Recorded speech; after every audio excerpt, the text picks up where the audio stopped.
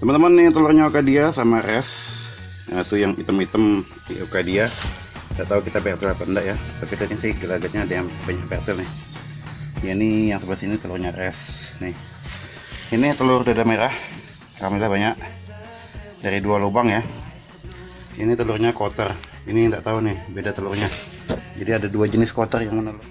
Assalamualaikum warahmatullahi wabarakatuh. Dengan sanak semua sejahtera di seluruh penjuru Indonesia. Ketemu lagi di channel Juragan Villa. Senang sekali teman-teman masih aktif ngikutin channel saya, walaupun mulai jarang upload. Tapi ya doakan ya teman-teman ya, karena proyekan sudah mulai selesai ya, sudah mulai ada hasilnya ya. Jadi kita akan insya Allah sudah mulai banyak waktunya buat bikin konten lagi. Oke, hari ini yang kita bahas adalah proyek yang kemarin saya coba berikan spoilernya ke teman-teman ya, disibukkan oleh itu. Jadi gini,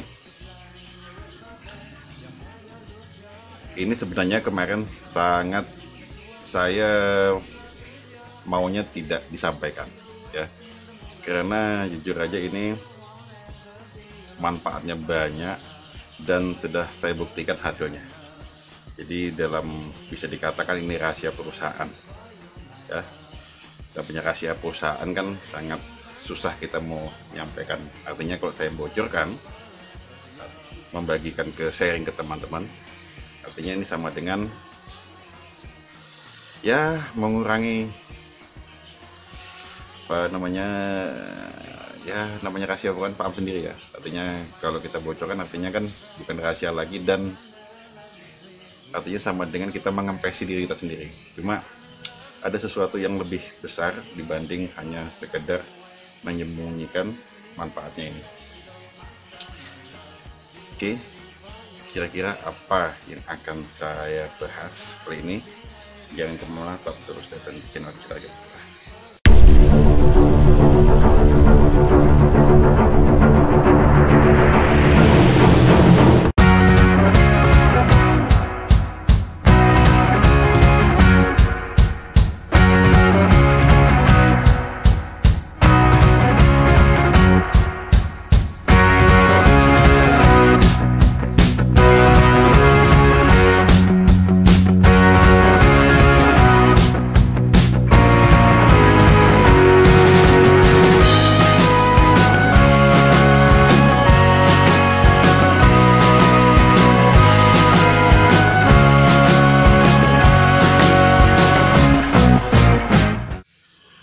Oke teman-teman, jadi saya insya Allah sudah ada berapa tahun ya, saya mulai breeding itu di tahun 2014, itu mengumpulkan indukan 2014 sampai dengan 2021 ya. Kalau main kura-kura hobinya sih udah lama-lama emang, cuma biasanya saya main kura-kura kecil, gedein ya, mungkin sama kayak teman-teman ya dalam level-level hobi ya.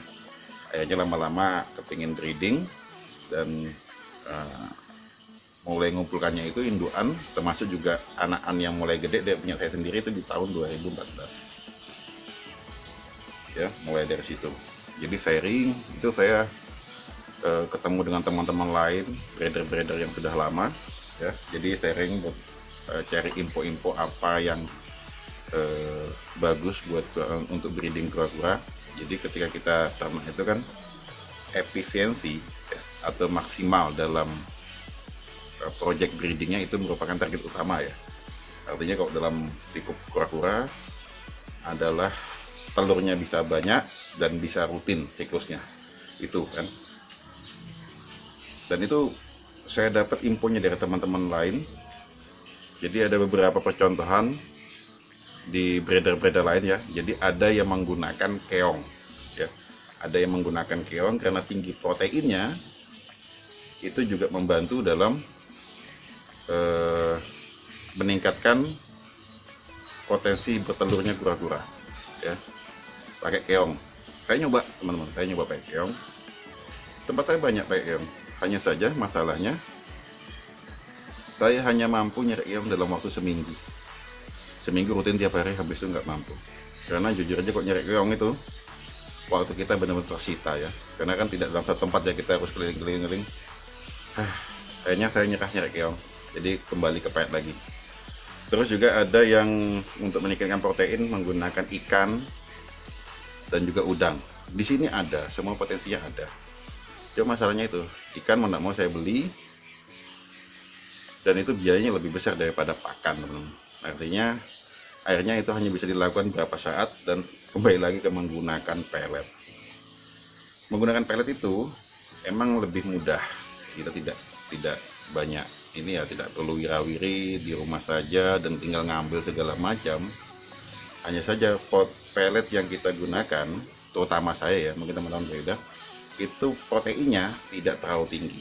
Artinya kok proteinnya tidak terlalu tinggi, itu mengurangi potensi untuk kura-kura, artinya kurang maksimal kura-kuranya. Contohnya saya ambil contoh kura-kura damer saya itu bisa rutin bertelur, hanya saja masalahnya telur yang bisa didapat sekitaran 7-8 butir. 7-8. Dan saya dapat info dari teman-teman, mereka bisa telurnya, damernya bertelur sampai 10 butir. Artinya dari segi itu saya sudah kalah banyak telur untuk kasus contoh damer ya. Artinya di situ pellet saya kan berbeda, artinya sudah kelihatan bahwa tidak bisa bikin kura-kura maksimal. Waktu berlalu saya stagnat. Dulu saya dikenalkan juga pellet bagus waktu saya di Jogja, dan ternyata pellet itu tidak ada di sini. Untuk mendatangkan pellet itu dengan pelletnya sekitaran harga 200.000 lebih. Itu isinya hanya 10 kilo ongkir ke sini ya, itu sudah menghabiskan sekilo 5.000, kalikan dengan 10 kilo, sekilo 50.000 kalikan dengan 10 kilo, artinya 500.000 lebih mahal ongkirnya daripada harga pelletnya. Itu pelletnya dengan protein 40%. Kemarin saya juga coba dengan ada pellet yang ukuran sekitaran 1 kilo, harganya 80.000, lebih mahal lagi. 80.000 memang bagus, proteinnya tinggi. Kita coba ke baby itu juga cepat gede. Hanya saja ya itu, harganya 80.000, dan saya hanya mampu buat ngasih kura-kura anakan ya, tidak bisa untuk indukan. Saya kepinginnya kan pellet dengan protein tinggi buat indukan. Tapi ya susah. Apalagi protein yang biasa saya pakai pellet lele ya.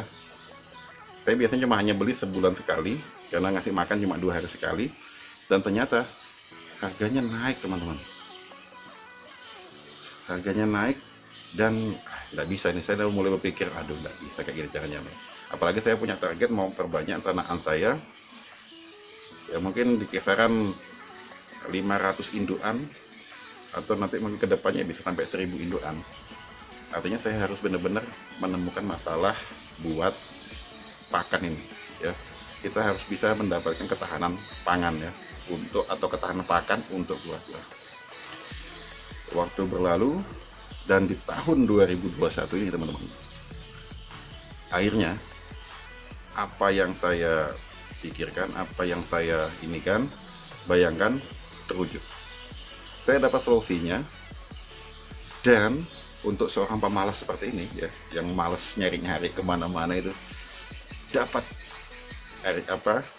kita bikin makanan atau pakan kura-kura dengan protein tinggi, tapi di rumah saja bisa oleh protein tinggi, dan kalau kreatif dan kalau bagus bisa free.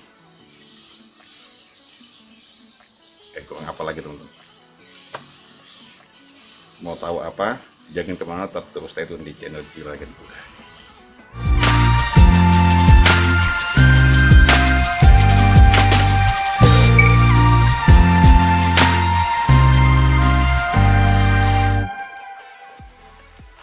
Jadi ceritanya teman-teman, kemarin saya lihat postingan di sebuah fanpage ya, halaman di Facebook. Itu ternyata ada yang ya mungkin kayaknya sih video dari YouTube ya, dia bikin halaman juga terkait masalah ayam petelur, teman-teman. Ayam petelur dia menerapkan namanya peternakan terintegrasi. Jadi dimana kotoran dari ayam itu bisa disikluskan, kotoran ayamnya dimakan makanya dikembalikan lagi kepada ayam. Enak ya? Enak. Jadi saya ngimporkan ke adik saya, karena dia ternak ayam. Namun di situ saya berpikir, saya coba browsing, ternyata ukuran dari apa yang mereka sajikan ini sebesar pelet dan lebih dari pelet. Artinya kalau diberi makan ke kura-kura juga bisa. Apakah itu? Saya ambilkan dulu. Ini dia teman-teman.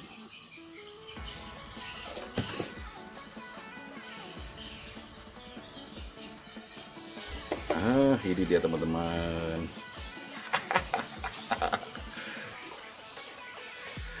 Ini adalah maggot ya. Mungkin dikenal kalau secara yang persamaannya mungkin belatung. Mungkin teman-teman yang jijai langsung bisa mohon maaf sekali. Tapi ini yang merupakan solusi saya dan juga apa yang saya bayangkan dapat solusinya dari sini ya. Yaitu maggot merupakan ulat atau proses dari perubahan metamorfosis dari lalat BSF. Lalat BSF itu beda sama lalat yang biasa, ukurannya lebih panjang, dan dia siklusnya umur lalatnya hanya 1 minggu, dan dia tidak makan di tempat yang kotor. Dia hanya mencium bau-bau fermentasi ketika meletakkan telur. Itu awalnya dapat dari situ ya, untuk ayam, karena dia diberikan juga untuk ayam supaya amoniak ayam tidak tinggi, diberikan itu, dan maggotnya dimakan lagi buat ayam. Bagus. Lalu saya lihat ini kalau dikasihkan ke kura-kura bagaimana? Muncullah ide itu, teman-teman. Dan saya coba.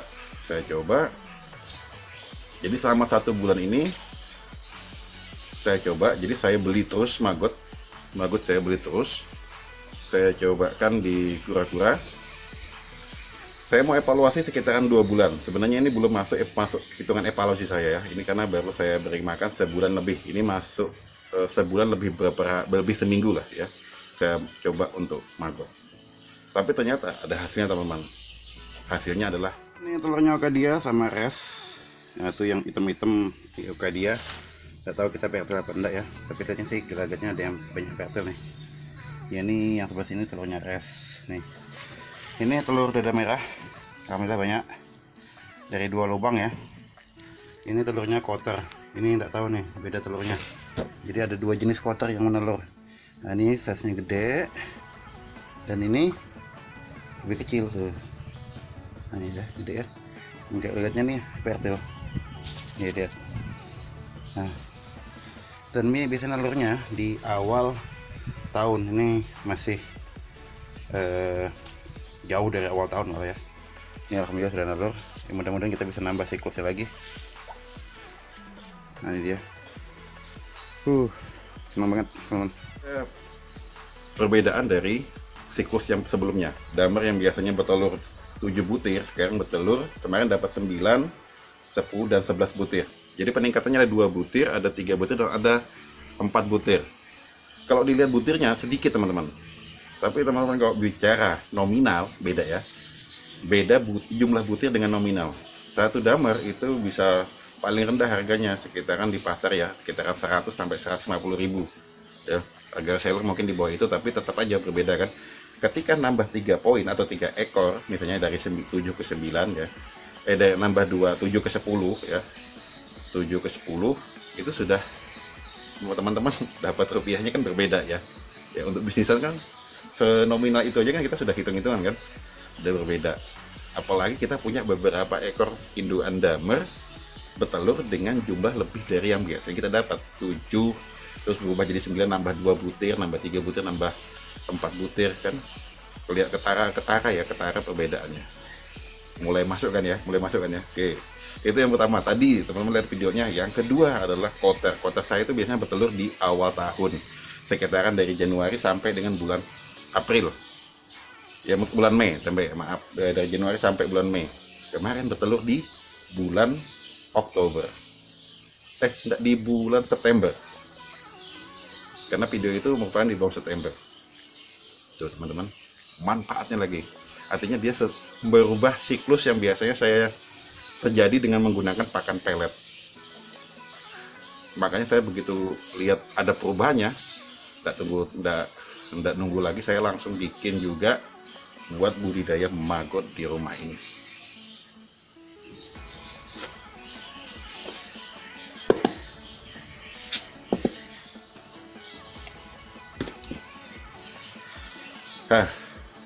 Dan kalau teman-teman masih berpikir bijai untuk ini ya, saya kemarin datangkan teman-teman mau ngajak teman-teman lain yang ada di Kaltim buat kesini, tapi ternyata yang ngerespon hanya satu. Yang respon banyak yang respon, tapi saya datang ke sini, saya berikan ini ya, supaya mereka juga melakukan hal sama, karena lihat potensinya bagus sekali itu kalau bisa kita terapkan di peternakan kita ya, atau di farm kita. Jadi gini kan teman-teman, awalnya emang saya tidak mau berbagi ya, yang namanya rahasia perusahaan kan, kalau melihatkan manfaatnya kan. Kalau berbagi kan artinya ya teman-teman jadi pesaing saya. Cuma saya lebih daripada itu. Maggot makanannya itu adalah sampah organik rumah tangga. Bisa juga sampah organik lain.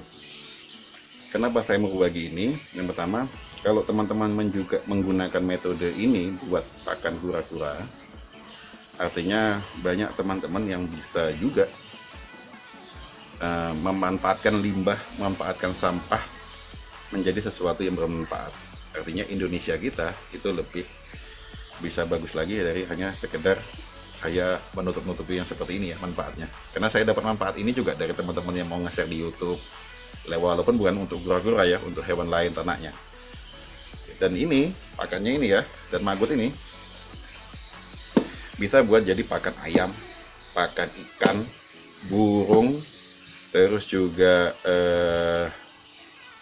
bebek.